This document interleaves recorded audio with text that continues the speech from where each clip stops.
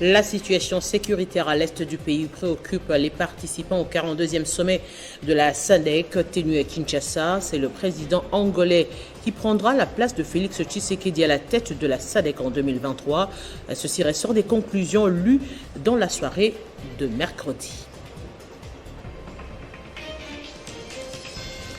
Retour au calme à Bukavu après le mouvement des revendications des motocyclistes. Ils contestaient la mesure prise par l'autorité provinciale sur la non-circulation des motos sur le boulevard Lumumba.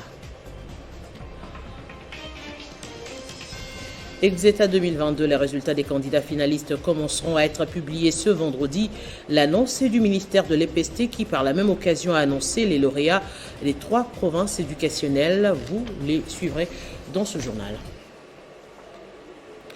Bienvenue à tous sur Télé 50. Les travaux du 42e sommet de la SADC ont été clôturés par le chef de l'État. Le communiqué final indique que le sommet a élu le chef d'État angolais, João Lourenço, président de la SADC.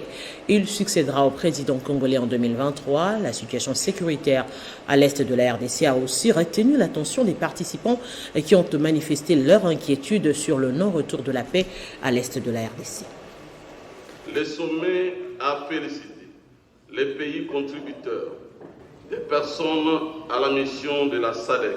Après la lecture du communiqué final par le président du Conseil de ministres de la SADC et ministre congolais de l'intégration régionale et francophonie, le chef de l'État de la RDC, président de la SADC, Félix Tshisekedi, a clôturé sur une note de satisfaction les travaux du 42e sommet des chefs d'État et des gouvernements de la communauté de développement de l'Afrique australe dans la capitale congolaise. Je me réjouis de l'aboutissement heureux de ce sommet des chefs d'État et de gouvernement de la SADC, au cours duquel nous avons doté notre organisation de plusieurs décisions, dont la mise en œuvre permettra à notre communauté de booster l'industrialisation, gage de son développement endogène. Le sommet a manifesté son inquiétude et sa solidarité au sujet des événements récents liés à la sécurité dans la partie est de la RDC et a mandaté le président du comité ministériel de l'organe d'en faire part au secrétaire général de l'ONU en septembre 2022 en marge de l'Assemblée générale de l'ONU afin de rechercher des solutions permanentes de soutenir les efforts entrepris pour améliorer la situation sécuritaire. Le prochain sommet de la SADC se tiendra en 2023 à Luanda, en Angola. Et en marge de ce sommet, une rencontre bilatérale a eu lieu ce jeudi entre le chef de l'État congolais et son homologue tanzanien Samia Suluhu à la cité de l'Union africaine. Les deux chefs d'État ont échangé sur le renforcement de la coopération dans divers secteurs, notamment la défense, le commerce, les infrastructures, la sécurité et l'immigration. Nous nous retrouvons avec la Tanzanie dans 2 communautés économiques régionales.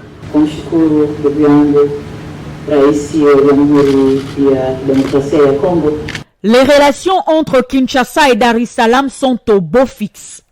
Le président congolais Félix Tshisekedi et la présidente de la Tanzanie Samia Suluhu l'ont réaffirmé au sortir de leur échange ce jeudi à la cité de l'Union africaine. Depuis que je suis arrivé à la tête de ce pays, j'ai privilégié les relations de bon voisinage. Parce que si on n'est pas en bonne entente avec ses voisins, on ne peut pas espérer aller loin. Les deux chefs d'État ont souligné l'importance des projets de développement des infrastructures.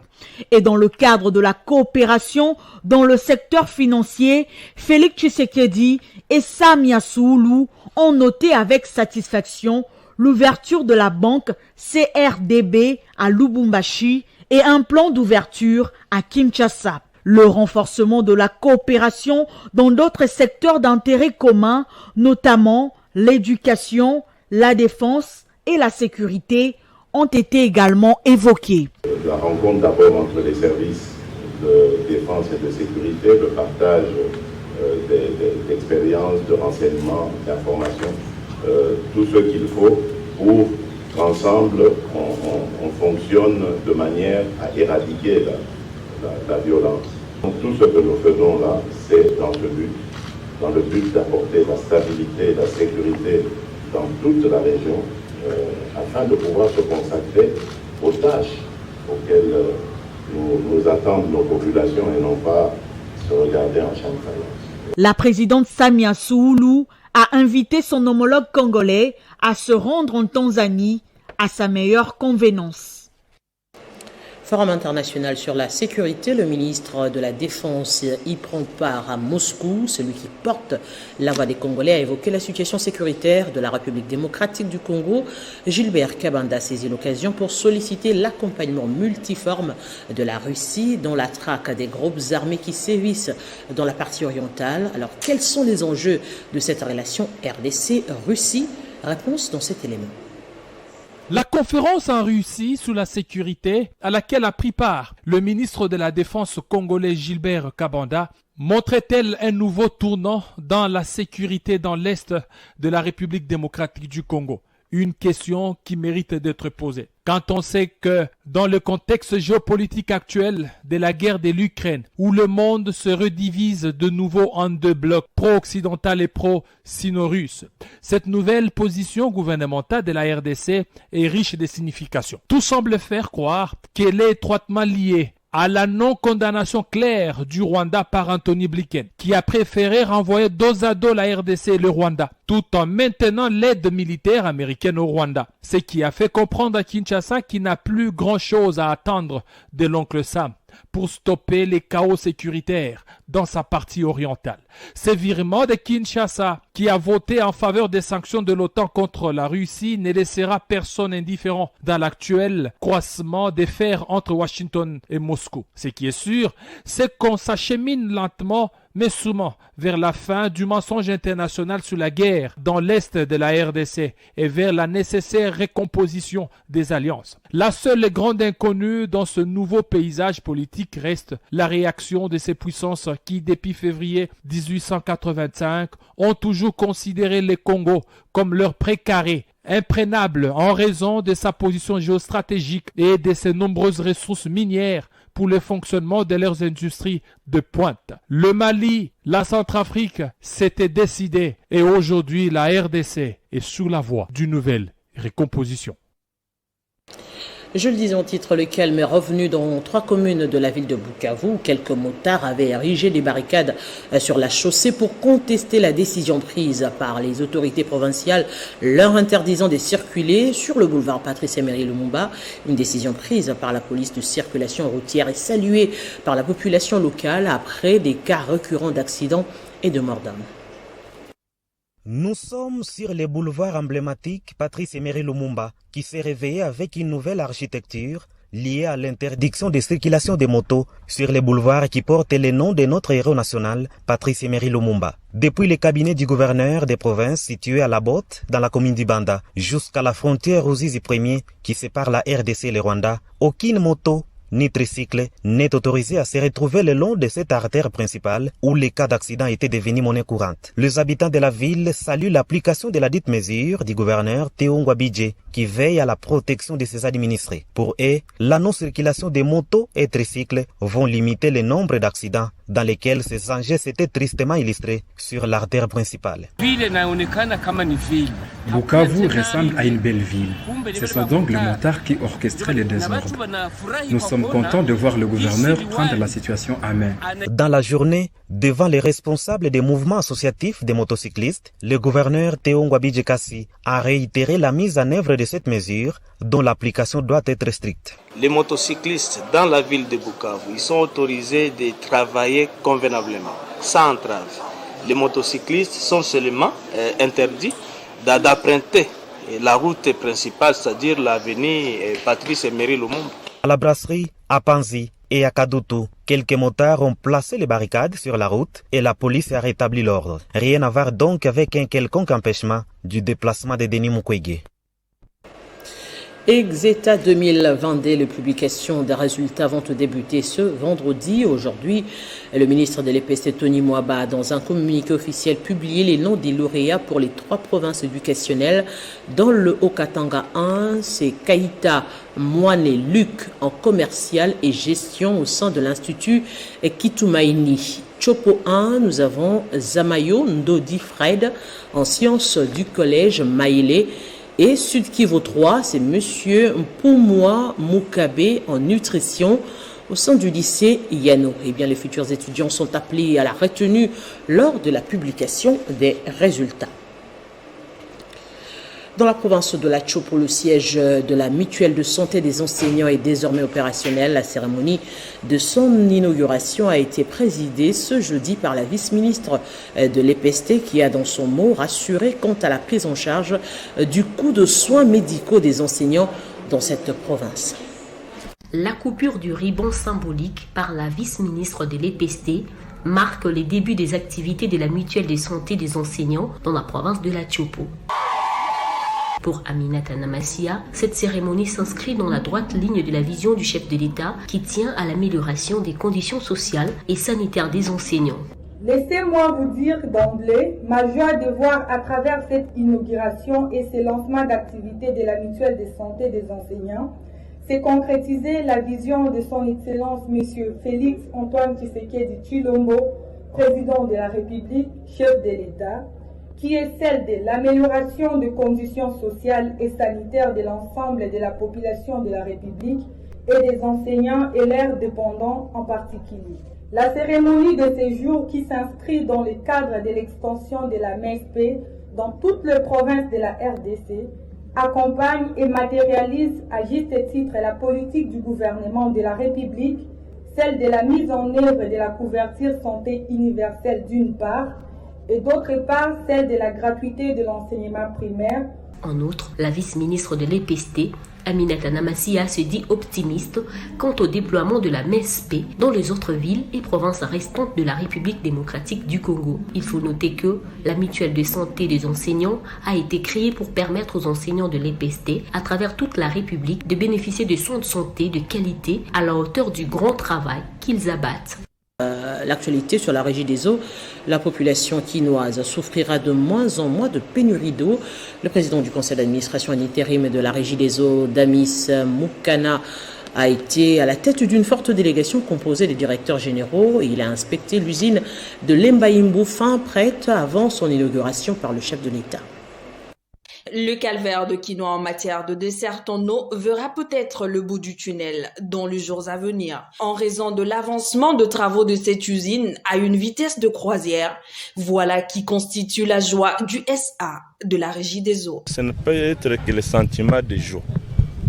Je suis très content que notre première phase va prendre fin. Si nous sommes venus ici, je devais moi-même me rendre compte que le travail est bien fait.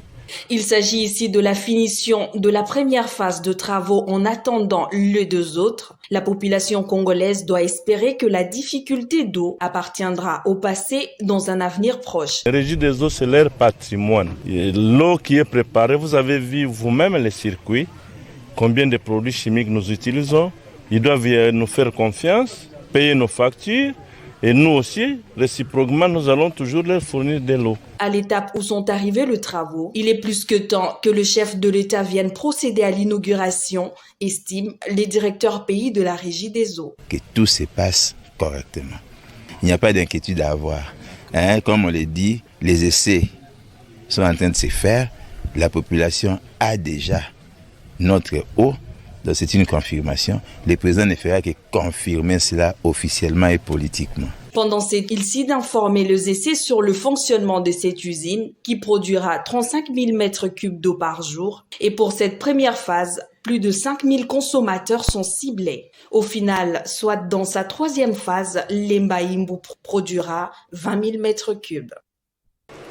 On en vient au programme de développement de 145 territoires. L'ANSER entendait Agence nationale d'électrification à finaliser l'électrification de 3 localités dans la commune rurale de Boalia-Yulu en territoire de Massimaniba au Kwilu grâce à l'implication du président de la FODAS et notable du Kwilu, Dani Sumbu. Plus de 20 000 Congolais vivent une première expérience. Il n'est plus à présenter l'homme des actions concrètes, l'infatigable défenseur du bien-être de la population, notable et natif incontesté du territoire de Massimaniba, Dani Sumbu, président de la fondation FODAS et directeur de cabinet adjoint du président de l'UNC Vital Kamerhe, a écrit en lettres d'or son nom dans les mémoires des habitants de la cité de Bongayas à Boalia-Yulu.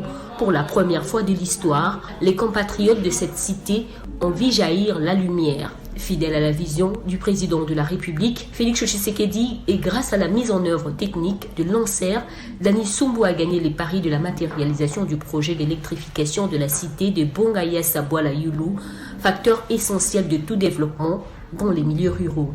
Comme on pouvait s'y attendre, cette grandiose réalisation a suscité une joie indescriptible au sein de la population. Mais c'est mon une grande partie en Bogananga est déjà lumière pour la FODAS. Par ailleurs, cette réalisation qu'il convient de mettre à l'actif du président de la FODAS s'inscrit dans la stratégie de développement et du bien-être social du territoire des Massimaniba et dont Dani Sumbu est les principaux initiateurs et à travers laquelle on compte de nombreuses autres actions sur le développement de l'agriculture et la lutte contre la pauvreté. Signalons que la prochaine étape à l'agenda du président de la FODAS est la cité des Massimaniba, chef-lieu du même territoire où Dani Sumbu est impatiemment attendu pour sortir cette cité des ténèbres sous les bons offices de l'ANSER. Et puis l'Alliance des bâtisseurs pour le changement et le développement a enregistré plusieurs adhésions et procédé à la remise des emblèmes et un signe de son parti, l'objectif étant de sensibiliser les cadres et militants à être des modèles en combattant les antivaleurs et surtout à implanter le parti sur l'ensemble du territoire national. C'est une cérémonie qui restera marquée dans les annales du parti politique Alliance des bâtisseurs pour les changements et les développements, qui veut faire la politique autrement. L'occasion faisant les larrons, ce parti a procédé à l'enregistrement des adhésions massives et à la remise des emblèmes du parti aux nouveaux venus. L'Alliance des bâtisseurs pour le changement et la démocratie est installée ici dans le quartier Matongé, sous l'avenue Pozo, commune de Kalam. Face à la montée des injures et autres antivaleurs, l'ABCD propose un nouveau paradigme qui va combattre les antivaleurs et surtout en luttant contre les injures. Allez, faites de tout le peuple congolais les bâtisseurs. ABCD vient apporter une touche à la gestion de la chose publique.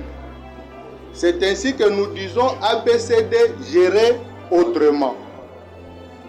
Alors, nous ne voulons pas voir un camarade de ABCD dans les insultes.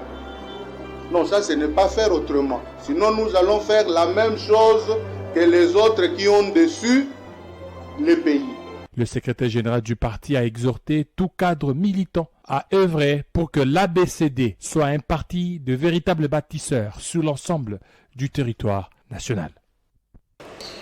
La population du territoire de Calais est victime des propos jugés discourtois et incendiés du vice-ministre de la Justice Amato qui les aurait qualifiés des aventuriers au cours d'une marche pacifique tenue dans cette partie du Sud Kivu.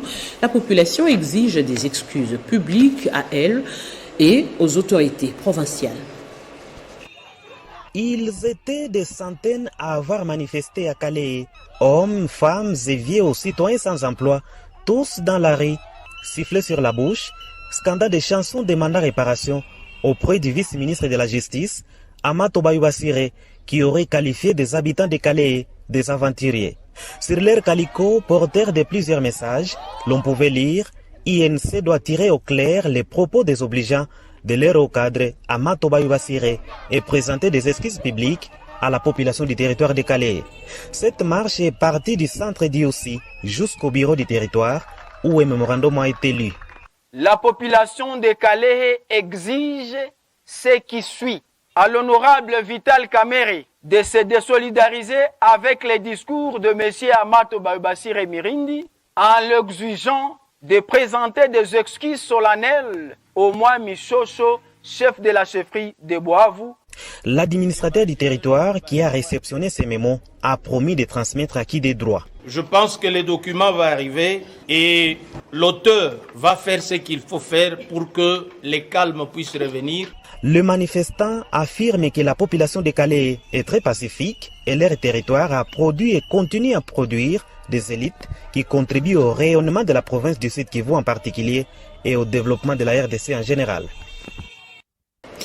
Et puis l'ancien chef de la chefferie de Bukumu dans le territoire de Nyiragongo est déjà de retour dans sa base en provenance de Kinshasa où il était parti rencontrer quelques autorités pour régler le problème lié au conflit de pouvoir à l'aéroport international de Goma ce jeudi. Jean Bosco Boutissi a remercié le président de la République et la justice congolaise pour leur implication dans la résolution de ce conflit coutumier à Bukumu.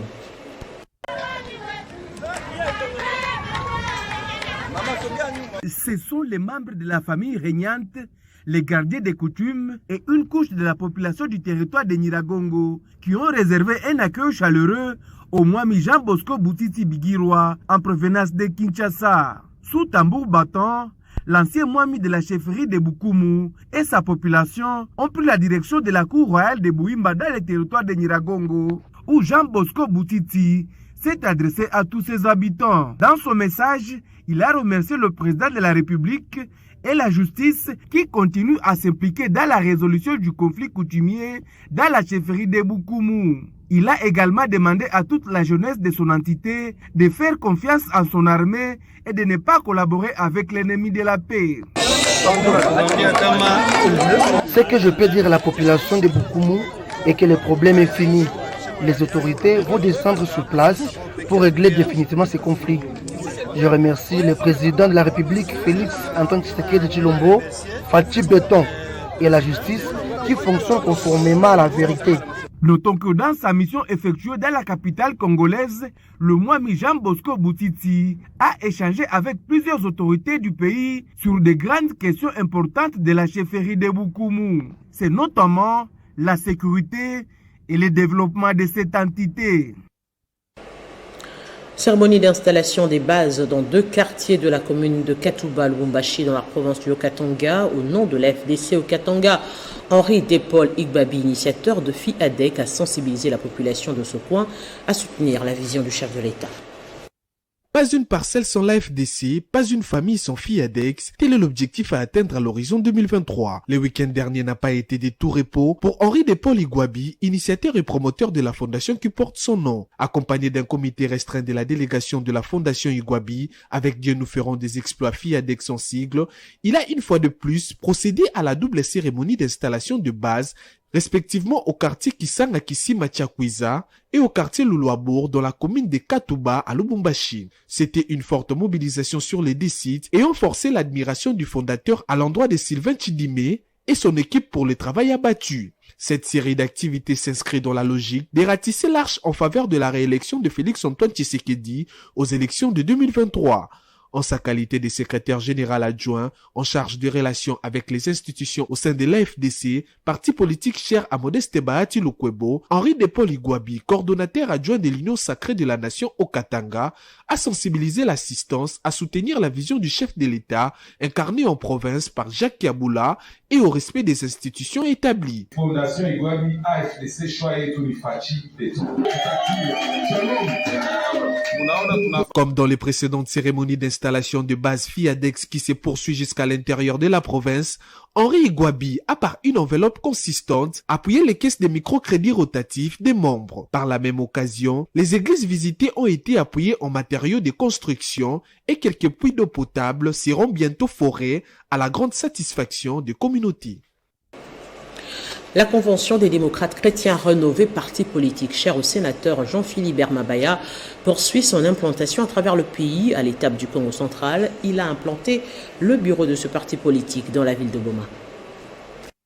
La ville de Boma a vibré au rythme de la convention des démocrates chrétiens rénovée à l'arrivée de son président national, le sénateur Jean-Philibert Mabaya, dans le cadre de ses vacances parlementaires. Présentant ses civilités au maire de la ville, d'une oreille attentive, l'ancien directeur général de l'ONATRA a recueilli de son hôte toutes les préoccupations liées au train de vie des Bomatraciens, notamment la difficulté des fonctionnements du port de Boma. La convention des démocrates chrétiens rénovée est un parti politique national. C'est un parti politique qui a déjà des représentants au niveau du Parlement, mais nous voulons que ces représentants soient plus nombreux les années qui viennent. C'est pour cela que, notamment ici à Boma, notamment à Matadi, où il y a des cheminots, où il y a des portuaires qui ont travaillé pendant longtemps, qui connaissent, ils saisissent les véritables problèmes de ces infrastructures importantes. Nous voulons que ces experts viennent nous rejoindre de manière à ce que nous puissions défendre réellement les intérêts de Boma, les intérêts de Matadi et du Congo central d'une façon générale. Après l'implantation officielle du bureau du parti dans la ville, le sénateur Mabaya a fait le tour des différents secteurs clés de cette entité, dont l'hôpital général de Boma en visitant différents locaux, ainsi qu'à la société commerciale des transports et des ports, où le sénateur Mabaya a palpé du doigt les réalités du fonctionnement de ces poumons de vie des Bomatraciens. Au chemin des retours, le président national du CDC a échangé avec les leaders d'opinion de la ville de Matadi, à qui il a recommandé la formation des noyaux du parti avant leur installation prévue incessamment. À l'Équateur, le gouverneur a échangé ce jeudi avec la délégation de l'ICCN autour de la difficile cohabitation entre la population riveraine de la réserve de Nguiri et de Toubalédima et les éco-gardes de la dite réserve. Par la même occasion, le nouveau co-gestionnaire du jardin botanique a été présenté. Il s'agit de Boseko Tawacha. Cette rencontre élargie avec Madame la présidente de l'Assemblée provinciale de l'Équateur, Marie-Josée Molebo, et aux députés provinciaux élus de territoire de Bomongo pour la réserve de Ndjili et de Lukolela pour celle des Touba-Lédima, a eu lieu ce jeudi 18 août 2022 dans sa résidence officielle. À l'ordre du jour, l'échange autour de la difficulté des cohabitations entre les populations riveraines de réserves précitées et des éco-gardes commis à ce réserve. Ensuite, l'on a présenté monsieur Bosekota Wacha comme le nouveau congestionnaire du jardin botanique d'Eala. Au sorti de cette réunion, Roger Bokala, directeur de cabinet du DG de l'ICCN, a déclaré ce qui suit. La réserve est une aire protégée, c'est-à-dire personne n'a droit à outrepasser les limites de nos frontières, enfin de réserve, mais ce que nous apprenons, qu'il y a eu aussi des abus, et que aujourd'hui nous venons de l'apprendre et nous allons mener une enquête, et ceux qui seront commis d'office de ces bavures seront punis. Les éco-gardes ne sont pas au-dessus de la loi, ils dépendent de l'ICCN. Nous allons faire notre travail, nous allons mettre une commission en place. Signalant que Boseko Tawacha, le nouveau congestionnaire du jardin botanique d'Eala, intervient dans le cadre du projet de réhabilitation du dit jardin, initié par la faculté d'agronomie, foresterie et sciences de l'environnement de l'université Belcampus, dont il est le président du conseil d'administration. Eloy Bundiboulia, membre du conseil présidentiel d'éveil stratégique en séjour dans la province du Etuele, salue les réalisations du gouvernement provincial visant à améliorer le quotidien de la population. Il a dit, après avoir visité quelques chantiers mercredi dernier, aux côtés du gouverneur Christophe Bastiani-Nanga. Accompagné d'Eloy Bundiboulia, membre du conseil présidentiel de veille stratégique, le gouverneur du Haut-Tuélé, Christophe Bastiani-Nanga, visite notamment ces chantiers de création de l'axe Bafouamassia-Bia dans les territoires de Wamba. Ici, les techniciens travaillent d'arrache-pied pour relier ces deux contrées en vue de raccourcir sensiblement le trajet des usagers. De l'autre côté de ce tronçon, c'est une autre équipe qui travaille sans répit pour connecter Gombe, Bia, Babougi, Bafouamassia, Zimamoto Bolebole pour environ 30 km des trajets. C'est encore une bouche, ce que nous faisons pour la vacance des arbres, pour que nous puissions trouver l'ensoleillement en même temps permettre à la pelle chargeuse de venir décaper. Une détermination exceptionnelle pour ces cadres de la présidence de la République. Je suis très optimiste parce que dans le gouverneur, j'ai découvert un homme très déterminé. Il n'y va pas seulement avec l'intelligence, mais il y va aussi avec le cœur. c'est quelqu'un qui aime ce qu'il est en train de faire, qui est passionné. Et je crois que ce qui manque, c'est de remonter cela au niveau national pour qu'on puisse voir. C'est-à-dire qu'il faut réellement féliciter ceux qui travaillent et réprimer ceux qui ne travaillent pas. Une autre façon de faire les choses, composée d'écoles, de l'agriculture, pêche ou encore élevage, aux côtés des infrastructures routières, Christophe Bassian Nanga n'a-t-on laissé aucun secteur de côté, lui qui chaque jour qui passe s'emploie à matérialiser la vision du chef de l'État. Allez, place au rappel des principaux titres. La situation sécuritaire à l'est du pays préoccupe les participants au 42e sommet de la SADC tenu à Kinshasa. C'est le président angolais qui prendra la place de Félix Tshisekedi à la tête de la SADC en 2023. Ceci ressort des conclusions lues dans la soirée de mercredi. Retour au calme à Bukavu après le mouvement des revendications des motocyclistes. Ils contestaient la mesure prise par l'autorité provinciale sur la non-circulation des motos sur le boulevard Lumumba.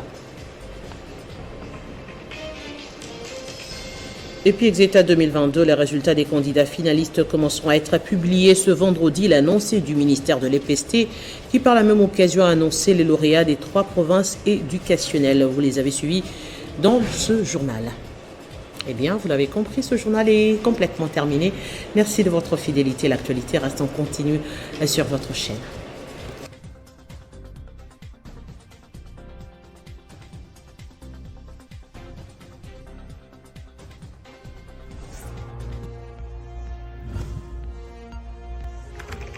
L'actualité reste en continu.